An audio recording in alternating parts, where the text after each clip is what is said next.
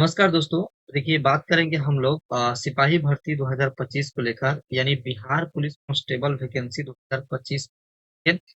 देखिए इसके रिगार्डिंग बहुत सारे लोगों का जो है मैसेज आ रहा था, कमेंट आ रहा था कि जैसे कि इसका आवेदन कब तक समाप्त हो जाएगा, इसमें डॉक्यूमेंट लगेंगे, फॉर्म फी जो है कितना रखा गया है।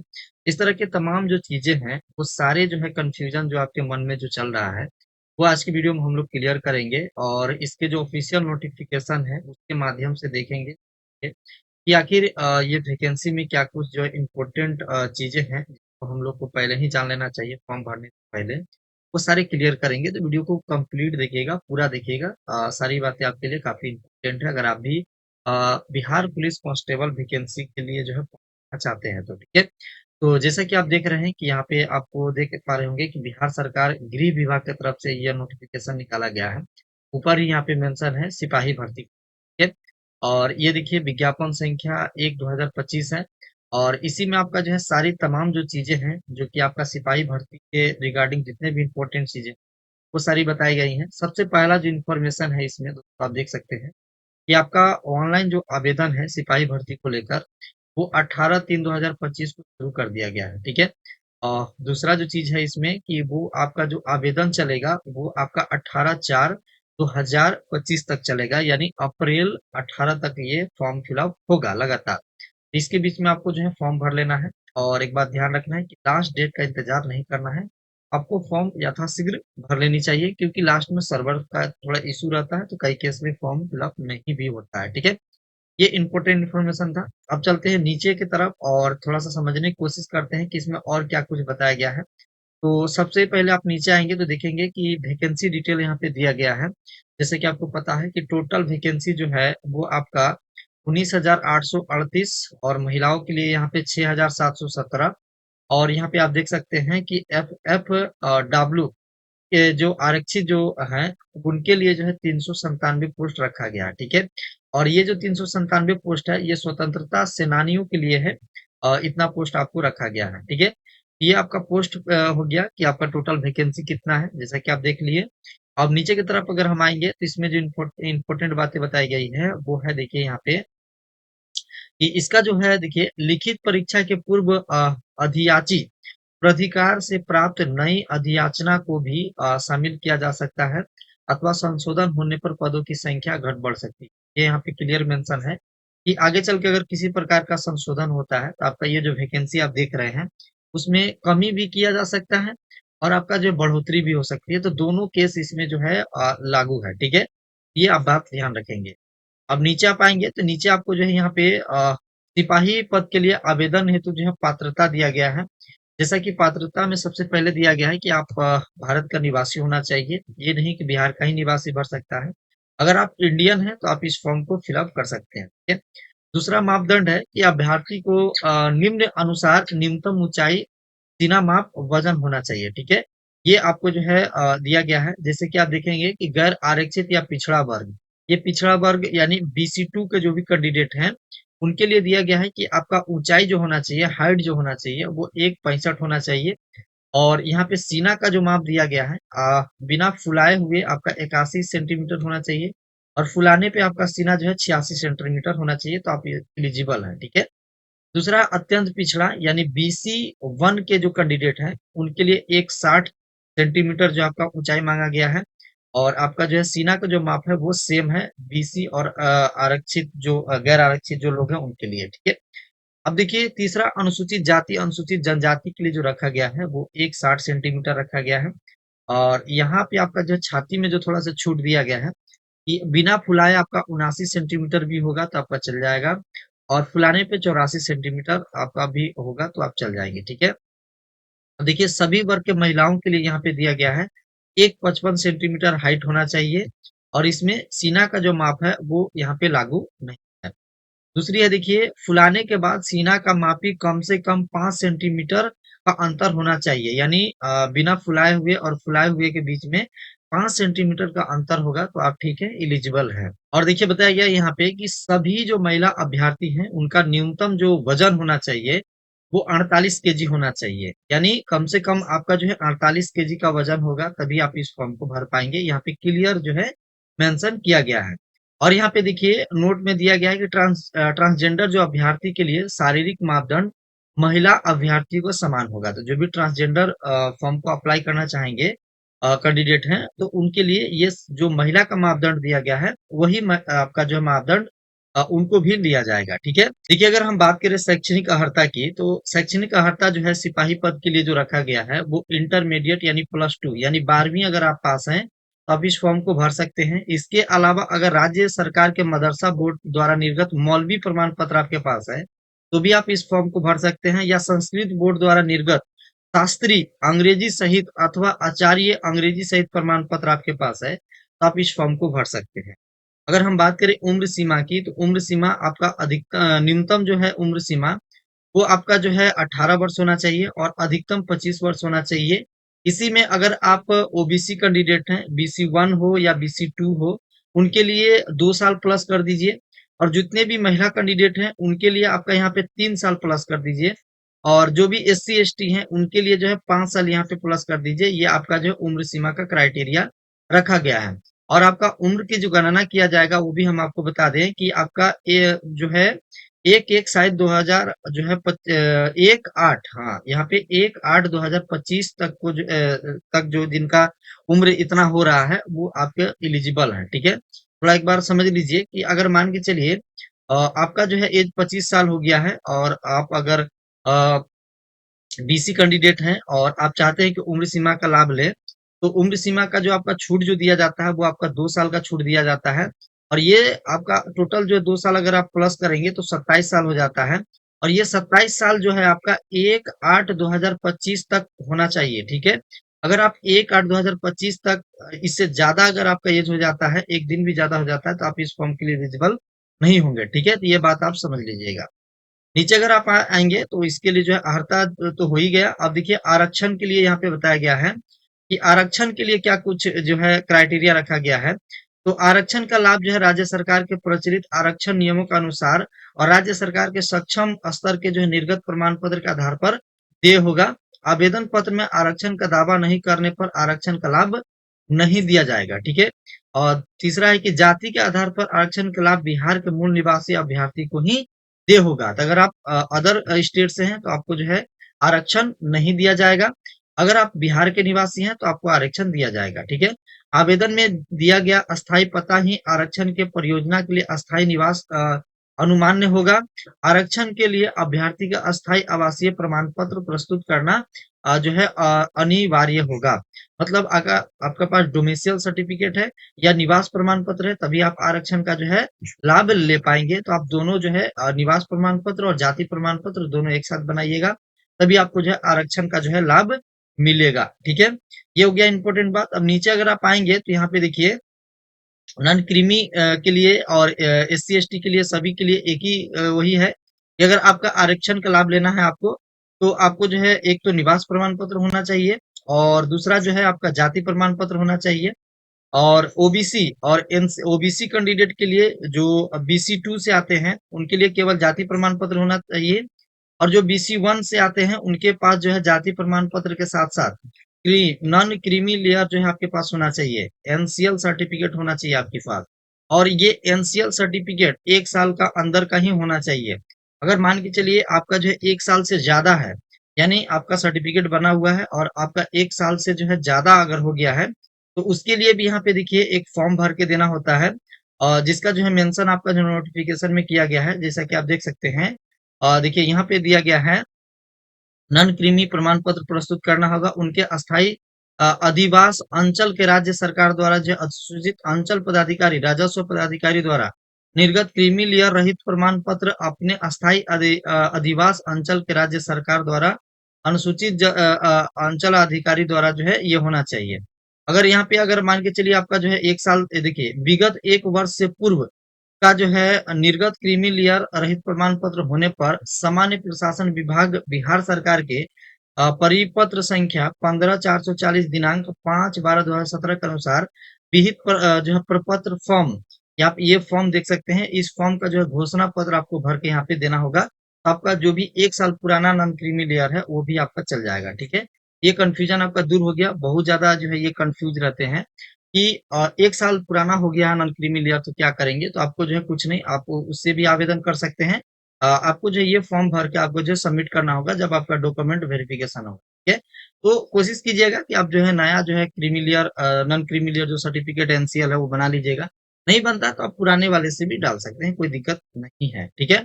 नीचे अगर आप आएँगे तो देखिए यहाँ पे जो भी आपका जो है आरक्षण का कोड है वो दिया गया है, जैसा कि आप देख सकते हैं। और उसके नीचे आप अगर आएँगे नोटिफ़िकेशन में तो आप देखिए चयन के लिए जो है परीक्षा संरचना यहाँ पे दिया गया है। परीक्षा संरचना क्या रहेगा तो आप देखिएगा, सबसे पहले आपका जो है लिखित परीक्षा होगा। जैसे कि आपको पता है लिखित परीक्षा में 100 प्रश्न आपका पूछा जाएगा और कम से कम आपको जो है 30 नंबर लाना अनिवार्य है। अगर आप 30 नंबर से कम लाते हैं तो ऐसे भी आप एलिजिबल हो जाएँगे। कहने को ये 30 नंबर है लेकिन कट ऑफ इसका जो है हाई जाता है। जैसे कि आपको पता है आपका लगभग 60 प्लस अगर आपका जो है नंबर रहेगा तो आप आसानी से इसमें जो है सिलेक्शन ले सकते हैं, ठीक है? तो ये आपका जो है परीक्षा का पैटर्न है। परीक्षा आपको जो सबसे पहले पीटी परीक्षा होगा, उसके बाद आपको जो है फिर जो है शारीरिक परीक्षा के लिए आपको जो है बुलाया जाएगा। जो भी पीटी में क्वालीफाई करेंगे उनको जो है शारीरिक परीक्षा के लिए बुलाया जाएगा। अब शारीरिक जो है परीक्षा में क्या कुछ आपसे करवाया जाएगा वो हम अभी विस्तृत रूप से जानेंगे। तो आप वीडियो पे जो है प्रॉपर बने रहिए, ठीक है? अब देखिए लिखित परीक्षा के लिए जो है बिहार विद्यालय परीक्षा समिति 10वीं कक्षा अथवा समकक्ष स्तर का होगा। मतलब 10वीं कक्षा के जो है सिलेबस के आधार पे जो है आपका परीक्षा होगा। इसमें आपका हिंदी, अंग्रेजी, गणित, सामाजिक विज्ञान, भूगोल और आपका विज्ञान, भौतिक रसायन शास्त्र और आपका जो है सामान्य ज्ञान एवं समसामयिकी यानी करंट अफेयर के जो है सवाल यहाँ पे पूछे जाएंगे। विस्तृत पाठ्यक्रम ये आपका वेबसाइट पे दिया गया है तो वहां से आप जाके दे सकते हैं, ठीक है? ये आपका सिलेबस हो गया। सिलेबस के बाद अगर हम बात करें तो यहाँ पे देखिए लिखित परीक्षा में 30% अंक लाना अनिवार्य है, जैसा कि हम आपको बता चुके हैं।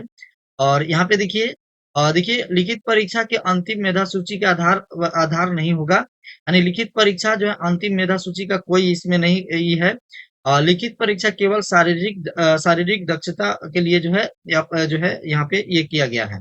अगर आप इसमें क्वालिफाई करेंगे तभी आप जो है शारीरिक जो है परीक्षा के लिए एलिजिबल हो पाएंगे। द्वितीय चरण शारीरिक दक्षता परीक्षा पीईटी परीक्षा, ये इसके बारे में देखिए यहाँ पे बताया गया है कि लिखित परीक्षा के आधार पर जो है पात्र उम्मीदवारों को जो निर्धारित अनुपात में शारीरिक दक्षता परीक्षा के लिए जो है बुलाया जाएगा। अभ्यर्थी को जो शारीरिक दक्षता परीक्षा में सम्मिलित होना एवं इसमें सफल होना अनिवार्य होगा। अगर आपको जो है जॉब लेना है तो आपको जो है दोनों एग्जाम क्वालिफाई करना होगा, तभी आप जो है इसमें एलिजिबल जो है जॉब के लिए एलिजिबल हो पाएंगे, ठीक है? बाकी आप शारीरिक परीक्षा का सिलेबस अगर आप देखें तो सबसे पहले आपको जो है दौड़ लिया जाएगा। दौड़ जो है वो आपका 1.6 किलोमीटर 6 मिनट में दौड़ना है। इसमें भी ये है कि अगर आप 5 मिनट में दौड़ते हैं तो आपको 50 अंक मिल जाता है। ये 6 मिनट का समय दिया गया है लेकिन अगर आप 5 मिनट में उसको क्लियर करते हैं तो 50 अंक, 5 मिनट 20 सेकंड लगता है आपको तो 40 अंक, 5 मिनट अगर 40 सेकंड लगता है आपको तो 30 अंक दिया जाएगा। और आपका 5 मिनट अगर आप 5 मिनट से लेकर 6 मिनट के बीच में अगर आपका आते हैं जैसे 40 सेकंड से अधिक में आते हैं तो 20 अंक आपको दिया जाएगा, ठीक है? तो ये आपका ये है, अंक पे यहाँ पे ये है, तो आप जितना फास्ट दौड़ेंगे उतना ज़्यादा आपको अंक दिया जाएगा। दूसरा होगा कि सभी कोटि की महिलाओं के लिए जो ये दिया गया है, उसमें भी सेम है कि 4 मिनट में अगर आप दौड़ेंगे तो 50 अंक आपको दिया जाएगा। इनका 5 मिनट ही समय दिया जाता है, 1 किलोमीटर ही दौड़ना पड़ता है, तो ये 5 मिनट का समय दिया जाता है। उसको अगर आप 4 मिनट में क्लियर करेंगे तो 50 अंक दिया जाएगा। 4 मिनट 20 सेकंड में तो 40 अंक, 4 मिनट 40 सेकंड में 30 अंक, 4 मिनट 40 सेकंड के बाद अगर आप 5 मिनट तक भी कंप्लीट करते हैं तो 20 अंक आपको दिया जाता है, ठीक है? गोला फेंक के लिए आप यहाँ पे देखिए 25 अंक यहाँ पे निर्धारित किया गया है। अब 25 अंक आपको कैसे मिलेगा तो 16 फीट से 17 फीट के अंदर फेंकेंगे तो आपको 9 अंक मिलेगा। 17 फीट से 18 फीट के बीच में फेंकेंगे तो आपका 13, 18 फीट से 19 फीट तक आपका जो है 17 और 19 फीट से 20 फीट तक 21 और 20 फीट से ज्यादा अगर आप फेंकते हैं तो 25 अंक आपको दिया जाएगा। वहीं पे अगर हम तीसरी की बात करें तो महिला के लिए, तो महिला के लिए 12 पाउंड गोला होगा, ये आप ध्यान रखेंगे। और पुरुष के लिए जो है आपका 16 पाउंड का गोला होता है, ठीक है? और इसमें देखिए 12 से 13 फीट फेंकेंगे महिला तो 9 और 13 से 14 फीट अगर महिला फेंकती है तो 13 और 14 से 15 फीट तो आपका 17 अंक मिलेगा। 15 से 16 फीट अगर महिला फेंकती है तो 21 अंक मिलेगा। और वहीं पे अगर 16 फीट अगर महिला कैंडिडेट आप हैं, 16 फीट आप गोला फेंकते हैं तो 25 अंक आपको दिया जाएगा, ठीक है? अब देखिए यहाँ पे ऊंची कूद के बारे में बताया गया है। ऊंची कूद में भी आपका 25 नंबर दिया जाएगा, यानी आपका जो है दौड़ में 50 अंक हो गया, और आपका यहाँ पे गोला फेंक में 25 अंक, और ऊंची जो है कूद में आपका 25 अंक है। ठीक है, इसमें देखिए अगर आप 4 फीट ऊंचा कूदते हैं तो 13 अंक आपको मिलेगा, 4 फीट 4 इंच आप अगर जाते हैं तो 17, और वहीं पे अगर आप बात करें 4 फीट 8 इंच तक आप जाते हैं तो 21, और 5 फीट अगर आप कूदते हैं तो 25 अंक आपको दिया जाता है। ये सभी पुरुष के लिए है। ठीक है, 4 फीट न कूद सकने वाले पुरुष अभ्यर्थी असफल होंगे, ये क्लियर यहाँ पे मेंशन किया गया है। वहीं पे आप देखिए सभी कोटि की महिलाओं के लिए अगर आप 3 फीट तक हाई जंप करते हैं तो 13 अंक, 3 फीट 4 इंच तो 17 अंक, 3 फीट 8 इंच तो 21 अंक आपको दिया जाएगा, 4 फीट अगर आप जाते हैं तो 25 अंक सभी महिलाओं के लिए ये है आपका क्राइटेरिया है। ठीक है, अब देखिए अगर 3 फीट तक अगर कोई महिला नहीं कूद पाती हैं तो उनको जो है इससे भी जो है एलिजिबल नहीं होंगे। ठीक है, ये आपका जो है शारीरिक दक्षता परीक्षा के लिए सिलेबस है, तो आप इसको देख लेंगे। अब देखिए तृतीय चयन जो है इसका जो है तीसरा जो स्टेप है चयन का, वो आपका दस्तावेज सत्यापन होगा। दस्तावेज शारीरिक शारीरिक दक्षता परीक्षा में सफल अभ्यर्थी को शैक्षणिक अर्हता, उम्र एवं आरक्षण दावों आदि से संबंधित दस्तावेज सत्यापित पार्षद द्वारा जो है किया जाएगा। यानी जो भी आप फॉर्म भरते हुए जो भी चीजें देंगे वहां पे क्वालिफिकेशन बारे जो आरक्षण है वो सारा आपको जो है यहाँ पे चेक होगा, तभी आपका जो है जब सब कुछ यहाँ पे सही पाया जाएगा डॉक्यूमेंट वगैरह चेक करने के बाद, तो आपको जो है इसमें जो है सिलेक्शन दे दिया जाएगा। ठीक है, ये सभी बातें हैं, और आप यहाँ पे देख सकते हैं डॉक्यूमेंट के बारे में दिया गया है कि डॉक्यूमेंट चेक करते समय क्या क्या चीज आपको लेके जाना है। तो देखिए वैध फोटो युक्त पहचान पत्र, आपका आधार कार्ड, ड्राइविंग लाइसेंस, या जो वोटर कार्ड होता है वो लेके जा सकते हैं। जन्म तिथि प्रमाण पत्र के लिए आपको अगर मान के लिए जन्म का वेरिफिकेशन करना है डेट ऑफ बर्थ का, तो मैट्रिक का जो है सर्टिफिकेट या अंक प्रमाण पत्र आपको लेके जाना होगा। इंटरमीडिएट या समकक्ष परीक्षा उत्तीर्ण प्रमाण पत्र आपको लेके जाना होगा। इंटरमीडिएट समकक्ष परीक्षा अंक पत्र लेके जाना होगा आपको। अनुसूचित जाति अनुसूचित जनजाति के लिए आपका जो है समकक्ष प्राधिकार द्वारा निर्गत जाति प्रमाण पत्र लेके जाना है आपको। अस्थायी आवास प्रमाण पत्र भी आपको लेके जाना है, तभी आप जो है डॉक्यूमेंट वेरिफिकेशन करा पाएंगे। पिछड़ा बीसी एवं अत्यंत जो है ईबीसी के लिए जो सामान्य जो इसके लिए भी जाति प्रमाण पत्र और अस्थायी प्रमाण पत्र आपको, यानी मूल प्रमाण पत्र बोल रहे हैं, सॉरी, यहाँ पे निवास प्रमाण पत्र आपको लेके जाना है डॉक्यूमेंट वेरिफिकेशन कराते समय। ठीक है, तो ये सारी बातें हैं। अगर हम नीचे की तरफ आप आए तो ये सभी जो है आप देख सकते हैं, नॉन क्रीमी लेयर के लिए भी आपको जो है ये फॉर्म आपको लेके जाना है। अगर आप 1 साल जो है पहले का आपका नॉन क्रीमी लेयर है, ये सारी चीजें आपको देख लेंगे। अगर हम बात करें और भी इसमें डिटेल की तो ज्यादा डिटेल है नहीं। इसके बाद मेधा सूची तैयार होगा, और मेधा सूची में आपका नाम आ जाता है तो आपको जो ज्वाइनिंग दे दिया जाएगा। ठीक है, ये कंप्लीट प्रोसेस है दोस्तों आपका जो है सिपाही भर्ती का। तो उम्मीद है आपको जो सारी बातें समझ में आई होगी।